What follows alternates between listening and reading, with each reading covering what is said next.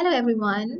So now I'm going to show to you how to find descriptive statistics using Excel.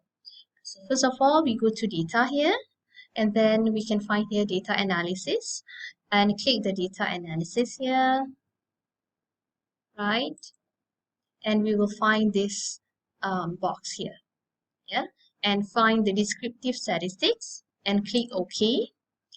Right, so we have to choose the input range. So for example, if we want the descriptive statistics summary that we actually wanted is Maybank.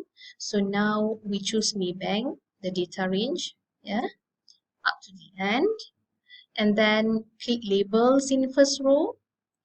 And we choose the output range where we want to have the summary being posted. So this is where we want to have it, yeah, key form. And then we click summary statistics. So we will find all the summary statistics here, key form, right? And then click OK.